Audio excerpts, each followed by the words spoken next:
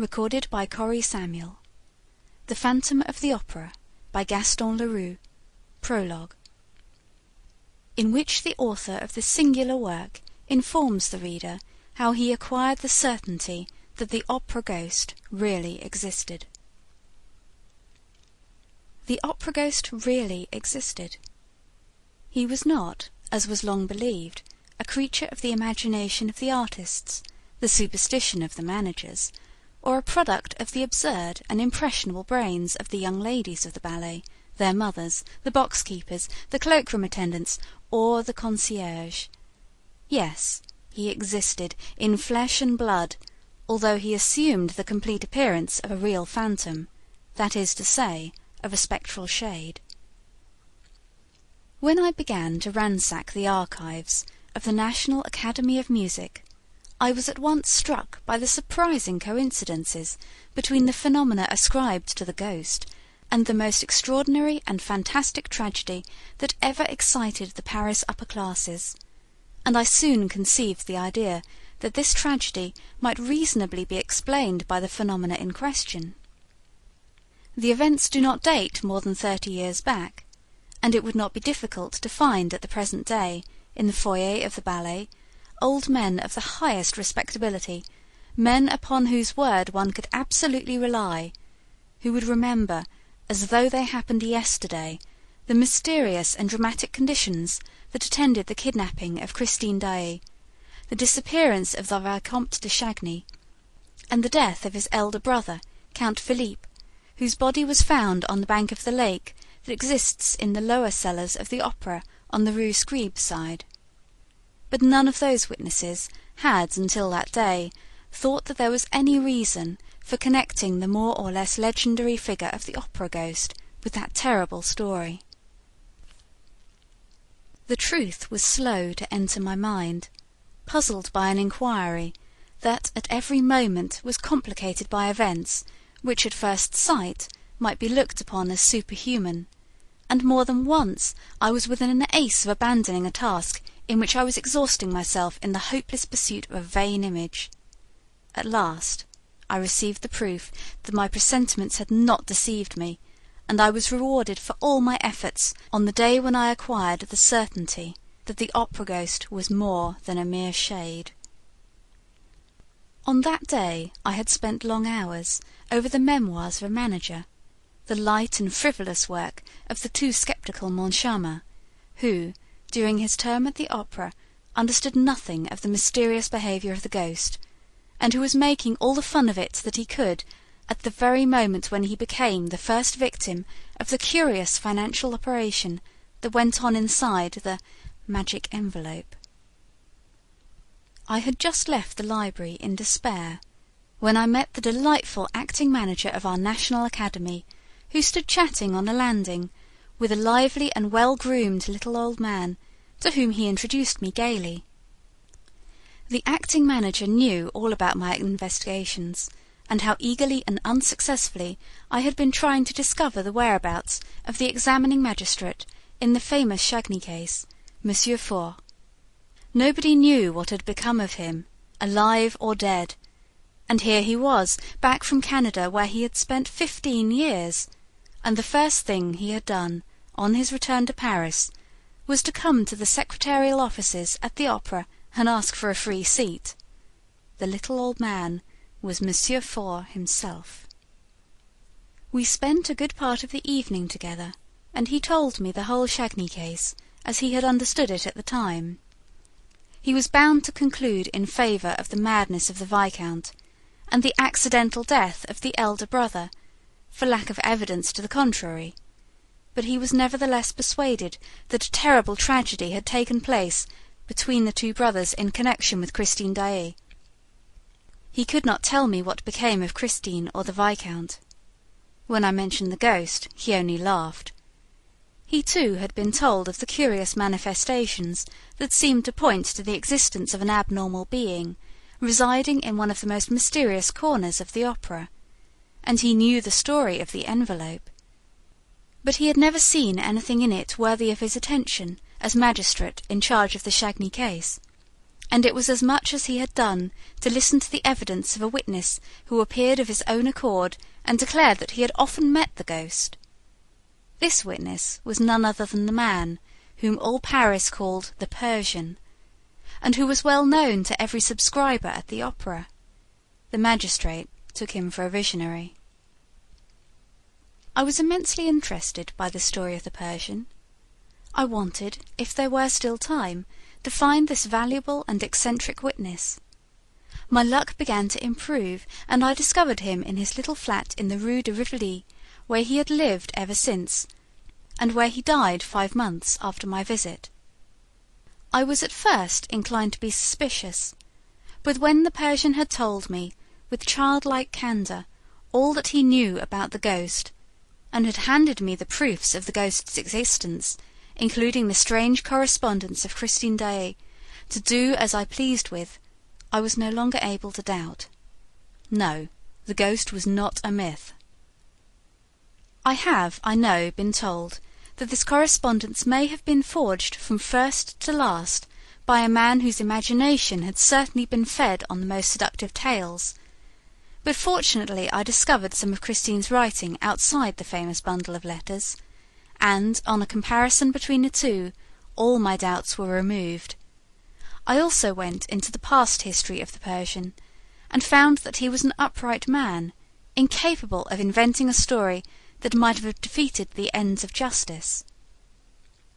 This, moreover, was the opinion of the more serious people, who, at one time or other, were mixed up in the Chagny case, who were friends of the Chagny family, to whom I showed all my documents and set forth all my inferences. In this connection, I should like to print a few lines which I received from General D. Sir, I cannot urge you too strongly to publish the results of your inquiry. I remember perfectly that, a few weeks before the disappearance of that great singer, Christine Daae, and the tragedy which threw the whole of the Faubourg Saint-Germain into mourning, there was a great deal of talk, in the foyer of the ballet, on the subject of the ghost. And I believe that it only ceased to be discussed in consequence of the later affair that excited us all so greatly. But, if it be possible, as, after hearing you, I believe, to explain the tragedy through the ghost, then I beg you, sir, to talk to us about the ghost again. Mysterious though the ghost may first appear, he will always be more easily explained than the dismal story in which malevolent people have tried to picture two brothers killing each other who had worshipped each other all their lives. Believe me, Ect. Lastly, with my bundle of papers in hand, I once more went over the ghost's vast domain, the huge building which he had made his kingdom. All that my eyes saw, all that my mind perceived, corroborated the Persian's documents precisely, and a wonderful discovery crowned my labours in a very definite fashion. It will be remembered that, later, when digging in the substructure of the opera, before burying the phonographic records of the artist's voice, the workman laid bare a corpse. Well, I was at once able to prove that this corpse was that of the opera ghost. I made the acting manager put this proof to the test with his own hand, and it is now a matter of supreme indifference to me if the papers pretend that the body was that of a victim of the Commune. The wretches who were massacred under the Commune, in the cellars of the opera, were not buried on this side. I will tell where their skeletons can be found, in a spot not very far from that immense crypt, which was stocked during the siege with all sorts of provisions. I came upon this track just when I was looking for the remains of the opera ghost, which I should never have discovered but for the unheard-of chance described above. But we will return to the corpse, and what ought to be done with it. For the present I must conclude this very necessary introduction by thanking Monsieur Millefoy, who was the commissary of police called in for the first investigations after the disappearance of Christine Daae, Monsieur Remet, the late secretary, Monsieur Messier, the late acting manager, Monsieur Gabriel, the late chorus master, and more particularly Madame la Baronne de Castellot-Barbezac, who was once the little Meg of the story, and who is not ashamed of it, the most charming star of our admirable corps de ballet, the eldest daughter of the worthy Madame Giry, now deceased, who had charge of the Ghost's private box. All these were of the greatest assistance to me, and, thanks to them, I shall be able to reproduce those hours of sheer love and terror, in their smallest details, before the reader's eyes. And I should be ungrateful indeed if I omitted, while standing on the threshold of this dreadful and veracious story, to thank the present management of the Opera, which has so kindly assisted me in all my inquiries, and Monsieur Messager in particular, together with Monsieur Gabion, the acting manager, and that most amiable of men, the architect, entrusted with the preservation of the building, who did not hesitate to lend me the works of Charles Garnier, though he was almost sure that I would never return them to him. Lastly, I must pay a public tribute to the generosity of my friend and former collaborator, Monsieur J. Leroux, who allowed me to dip into his splendid theatrical library, and to borrow the rarest editions of books by which he set great store. Gaston Leroux. End of prologue. Read and recorded by Betsy Bush, Marquette, Michigan, October 2006. Phantom of the Opera by Gaston Leroux. Chapter 1. Is It the Ghost? It was the evening on which Messieurs Debienne and Poligny, the managers of the opera, were giving a last gala performance to mark their retirement. Suddenly the dressing-room of La Sorelli, one of the principal dancers, was invaded by half a dozen young ladies of the ballet, who had come up from the stage after dancing Pagliuset. They rushed in amid great confusion, some giving vent to forced and unnatural laughter, others to cries of terror. Sorelli, who wished to be alone for a moment to run through the speech which she was to make to the resigning managers, looked around angrily at the mad and tumultuous crowd. It was little Jammes, the girl with the tip-tilted nose, the forget-me-not eyes, the rose-red cheeks, and the lily-white neck and shoulders, who gave the explanation in a trembling voice. "It's the ghost!" And she locked the door. Sorelli's dressing-room was fitted up with official, commonplace elegance. A pier-glass, a sofa, a dressing-table, and a cupboard or two provided the necessary furniture. On the walls hung a few engravings, relics of the mother, who had known the glories of the old opera in the Rue Le Pelletier, portraits of Vestris, Gardel, Dupont, Bigittoni. But the room seemed a palace to the brats of the corps de ballet, who were lodged in common dressing-rooms, where they spent their time singing, quarrelling, smacking the dressers and hairdressers, and buying one another glasses of cassis beer or even rum, until the call-boy's bell rang. Sorelli was very superstitious. She shuddered when she heard little Jammes speak of the ghost, called her a silly little fool, and then, as she was the first to believe in ghosts in general, and the opera ghost in particular, at once asked for details. "Have you seen him?" "As plainly as I see you now," said little Jammes, whose legs were giving way beneath her, and she dropped with a moan into a chair. Thereupon little Giry, the girl with eyes black as sloes, hair black as ink, a swarthy complexion, and a poor little skin, stretched over poor little bones, little Giry added, "If that's the ghost, he's very ugly." "Oh, yes!" cried the chorus of ballet girls, and they all began to talk together. The ghost had appeared to them in the shape of a gentleman in dress clothes, who had suddenly stood before them in the passage, without their knowing where he came from. He seemed to have come straight through the wall. "Pooh!" said one of them, who had more or less kept her head. "You see the ghost everywhere." And it was true. For several months there had been nothing discussed at the opera but this ghost in dress clothes, who stalked about the building from top to bottom, like a shadow, who spoke to nobody, to whom nobody dared speak, and who vanished as soon as he was seen, no one knowing how or where. As became a real ghost, he made no noise in walking. People began by laughing and making fun of this specter dressed like a man of fashion or an undertaker, but the ghost legend soon swelled to enormous proportions among the corps de ballet. All the girls pretended to have met this supernatural being more or less often, and those who laughed the loudest were not the most at ease.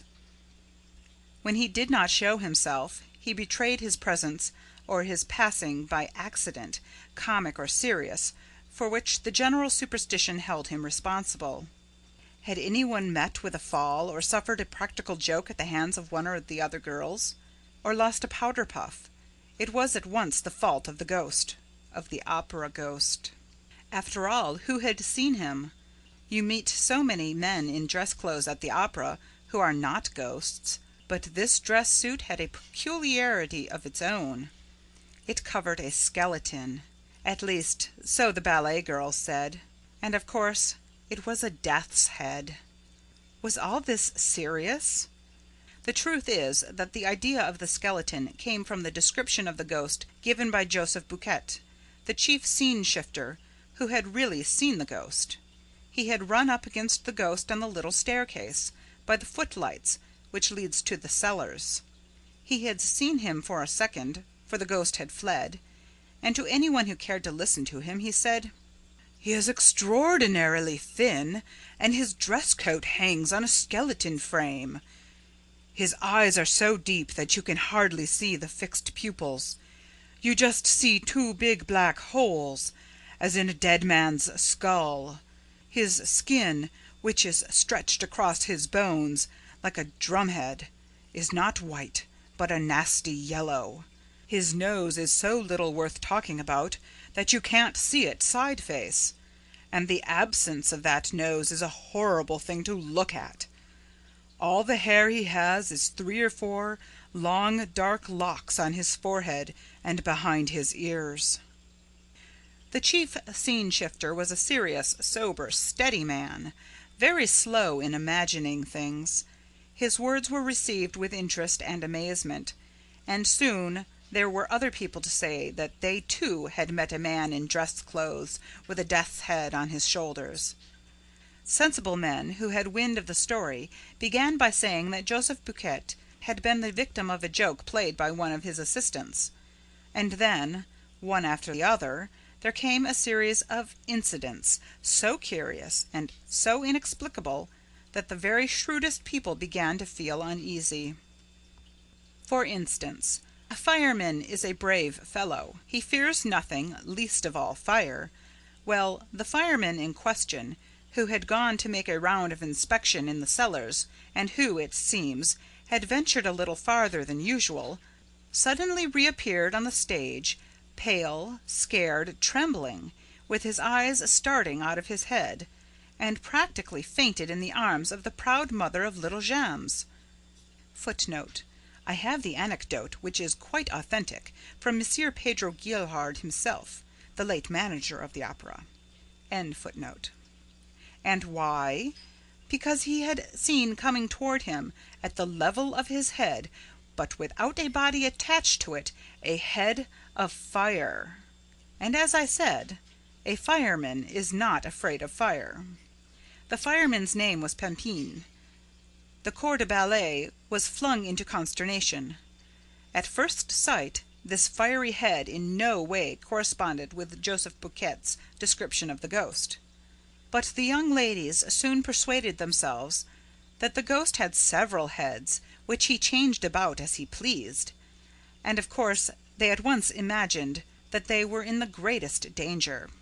Once a fireman did not hesitate to faint, leaders and front row and back row girls alike had plenty of excuses for the fright that made them quicken their pace when passing some dark corner or ill-lighted corridor. Sorelli herself, on the day after the adventure of the fireman, placed a horseshoe on the table in front of the stage door keeper's box, which everyone who entered the opera, otherwise than as a spectator, must touch before setting foot on the first tread of the staircase. This horseshoe was not invented by me, any more than any other part of this story. Alas! and may still be seen on the table in the passage outside the stage door-keeper's box, when you enter the opera through the court known as the Cour de l'Administration. To return to the evening in question. "It's the ghost!" little Jammes had cried. An agonizing silence now reigned in the dressing-room. Nothing was heard but the hard breathing of the girls. At last, Jammes, flinging herself upon the farthest corner of the wall, with every mark of real terror on her face, whispered, "Listen!" Everybody seemed to hear a rustling outside the door. There was no sound of footsteps. It was like light silk sliding over the panel. Then it stopped. Sorelli tried to show more pluck than the others. She went up to the door and, in a quavering voice, asked, "Who's there?" But nobody answered. Then, feeling all eyes upon her, watching her last movement, she made an effort to show courage, and said very loudly, "Is there any one behind the door?" "Oh, yes, yes, of course there is!" cried that little dried plum of a Meg Giry, heroically holding Sorelli back by her gauze skirt. "Whatever you do, don't open that door! Oh, Lord, don't open the door!" But Sorelli, armed with a dagger that never left her, turned the key and drew back the door, while the ballet girls retreated to the inner dressing-room, and Meg Giry sighed, "Mother, Mother!" Sorelli looked into the passage bravely.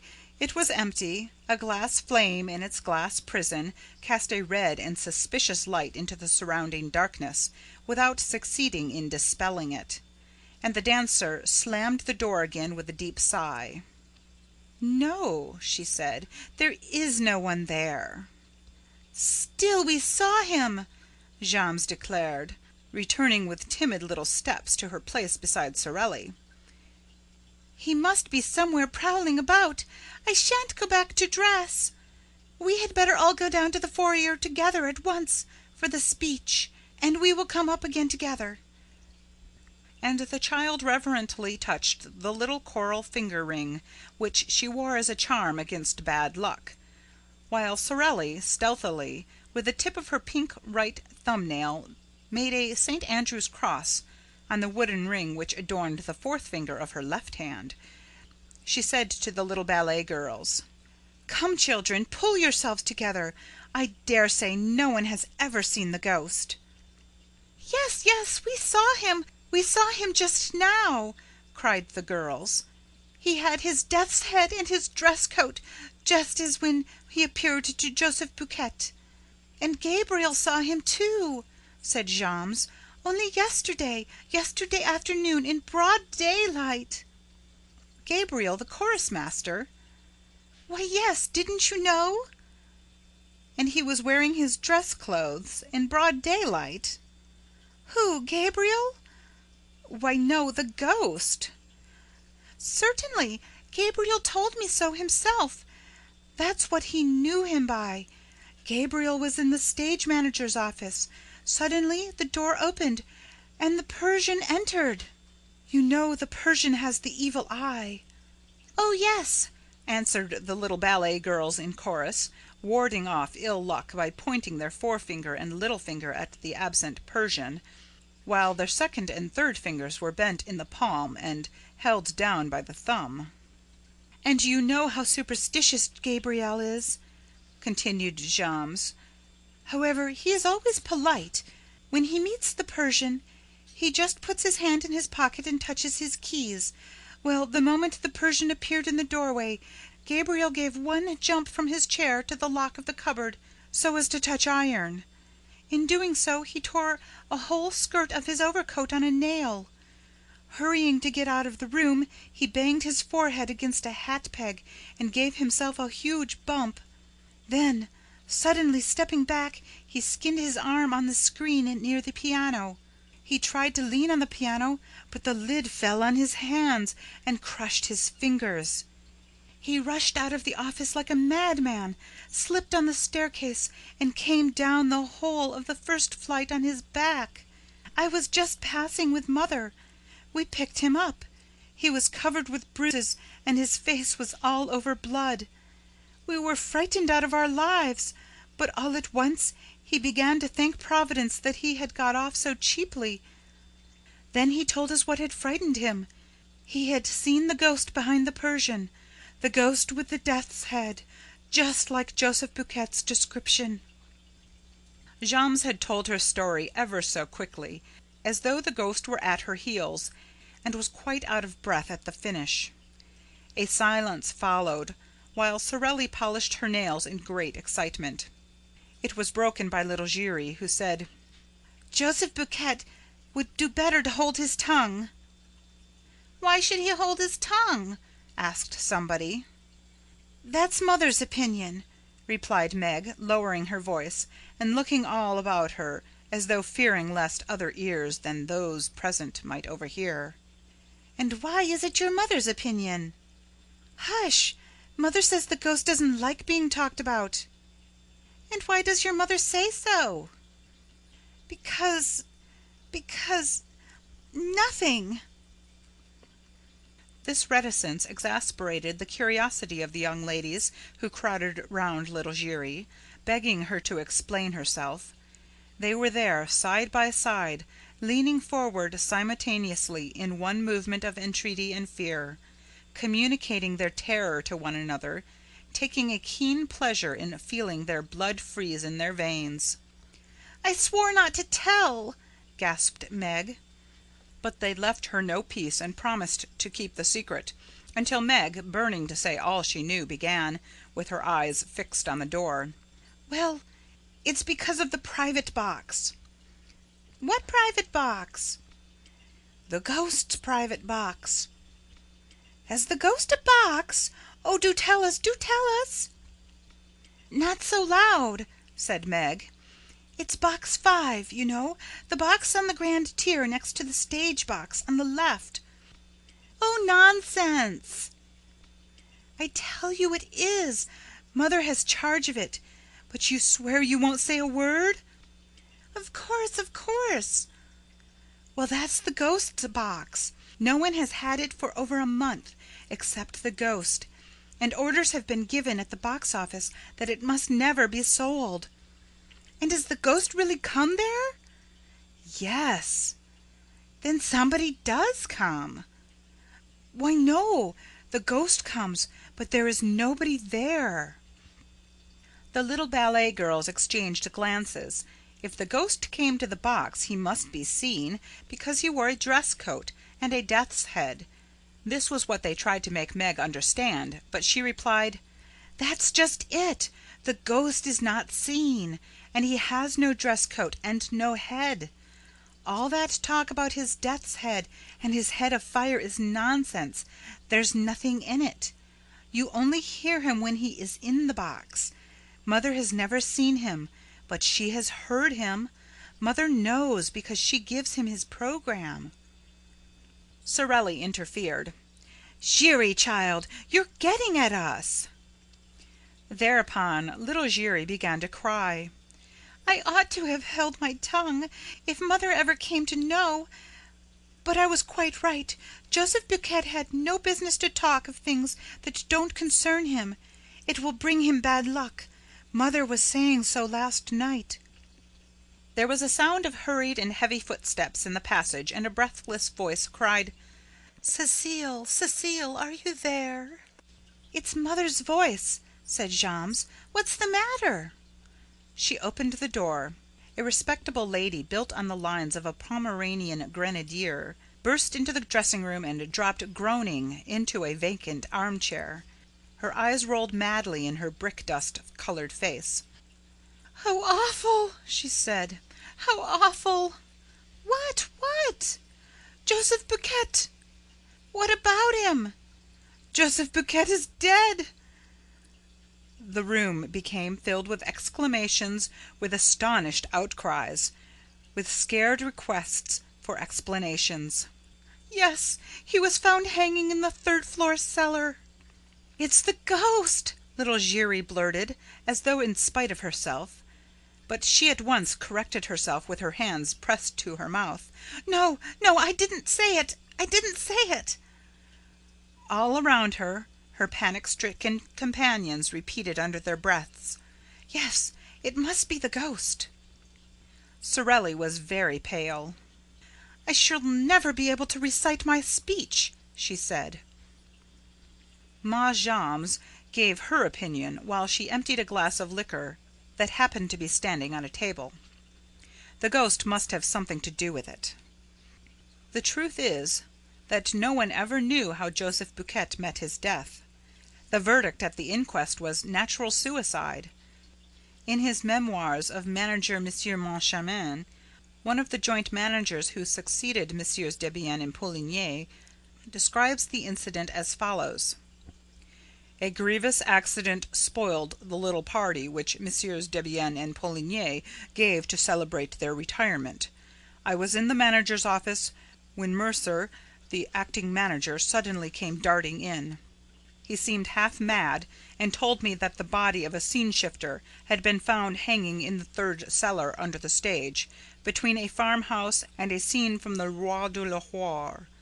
I shouted, 'Come and cut him down!' By the time I had rushed down the staircase and the Jacob's ladder, the man was no longer hanging from his rope. So this is an event which M. Charmin thinks natural. A man hangs at the end of a rope. They go to cut him down. The rope has disappeared. Oh, M. Moncharmin found a very simple explanation. Listen to him. It was just after the ballet, and leaders and dancing girls lost no time in taking their precautions against the evil eye. There you are. Picture the corps de ballet scuttling down the Jacob's ladder and dividing the suicide's rope among themselves in less time than it takes to write. When, on the other hand, I think of the exact spot where the body was discovered, the third cellar underneath the stage, imagine that somebody must have been interested in seeing that the rope disappeared after it had effected its purpose, and time will show if I am wrong." The horrid news soon spread all over the Opera, where Joseph Buquet was very popular. The dressing rooms emptied, and the ballet girls, crowding around Sorelli like timid sheep around their shepherdess, made for the foyer through the ill-lit passages and staircases, trotting as fast as their little pink legs could carry them. End of chapter 1.